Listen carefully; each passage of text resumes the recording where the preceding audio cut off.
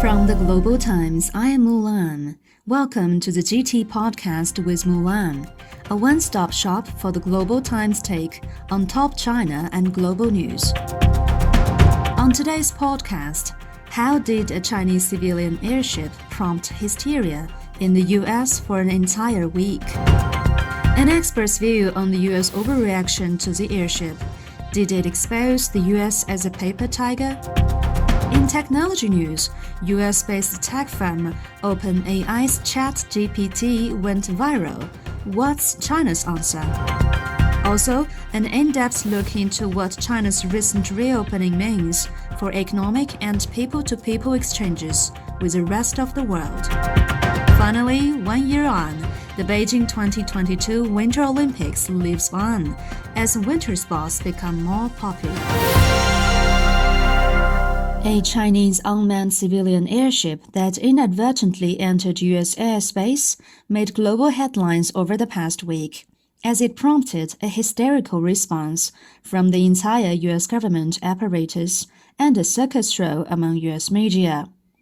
Despite China's repeated explanation that the civilian airship, mainly for meteorological purposes, unexpectedly entered U.S. airspace due to force majeure, the U.S. military, at the command of U.S. President Joe Biden, sent its most advanced fighter jet, the F-22, to shoot down the airship, drawing a harsh response from China. The U.S. also announced it was postponing Secretary of State Antony Blinken's reportedly planned visit to China, although the visit had not been confirmed by China. China has lodged solemn representations with the U.S. over the latter's use of force to attack China's civilian unmanned airship, saying what the U.S. has done severely impacted and undermined the efforts and progress made by the two sides to stabilize China-U.S. relations. China also stressed that it reserves the right to further react in response to this matter if necessary. The implications of the U.S. move for China-U.S. relations could be profound. Analysts told the Global Times that the U.S. overreaction added more uncertainties to the already turbulent China-U.S. relationship amid narrowing channels of communication. The incident also shows that U.S. politicians continue to advance China's threat rhetoric and allow ugly partisan fights within the U.S. to affect China-U.S. relations, analysts say. Analysts also warned that the U.S. reckless handling of the incident is a serious provocation that risks derailing China-U.S. ties, and Washington will eventually pay the price for its recklessness. How the U.S. handled the incident also revealed Washington's lack of crisis management, according to Shen Yi, director of the Research Institution for Global Cyberspace Governance at Fudan University in Shanghai. In a commentary for the Global Times, Shen wrote, "A wandering balloon, an utterly harmless civilian airship used for meteorological research, blown by wind and accidentally entered U.S. airspace via westerlies, has made the U.S., a superpower that shows off its military muscles around the world, react as if it were confronted by a formidable enemy." Members of the U.S. Congress shrieked about the so-called threats to U.S. national security, as if doomsday was approaching. Amid the screams, the balloon turned into a target of a U.S. F-22 fighter jet's first kill. The superpower freaks out about a wandering balloon, which exposes it as a paper tiger, Shen wrote. Shen further noted the U.S. has been talking about crisis management all the time, with various terms and concepts, including setting guardrails. Now, when the western wind blows over a balloon, the time has arrived to show the U.S. rational, prudent, professional, and responsible attitude. But how did it turn out? Political figures in Washington are jumping up and down, yelling and screaming, seizing the opportunity to show their toughness and firmness, without the decency or grace they are supposed to have. and they have made China-US ties the victim of political infighting among different factions. When they are hitting and biting one another, they are extremely irresponsible. The race is on. Chinese tech company Baidu on Tuesday announced a plan to launch a ChatGPT-style bot named ErnieBot, joining the global race after ChatGPT, developed by Microsoft-invested OpenAI, created a frenzy in the AI sector.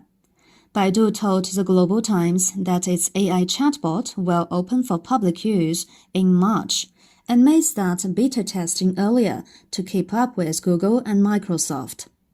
Baidu's plan represents the first presence of a Chinese tech company making foray into the disruptive AI chatbot sector. It is believed that a host of Chinese tech giants have been making preparations for similar products. Tencent, Alibaba, and Huawei in recent days have publicized patents involving human-machine interaction. On the global stage, competition has already turned white-hot. ChatGPT was launched as a prototype on November the 30th, and Microsoft on Tuesday unveiled a new version of the Bing search engine with an AI chat function. Google on Monday also unveiled a new chatbot tool dubbed Bard to compete with the viral success of ChatGPT. Although Chinese companies started a little bit late compared with foreign rivals, analysts believe domestic companies can explore catching up with ChatGPT in terms of algorithm experiences. Also, because of the sheer size of the market, Chinese tech enterprises have unique advantages in expanding AI application scenarios globally. After 3 years of the COVID-19 pandemic, global businesses were glad to see Chinese visitors once again arriving at their local tourist attractions and shopping malls. China on Monday resumed group tour services to 20 countries in a pilot program.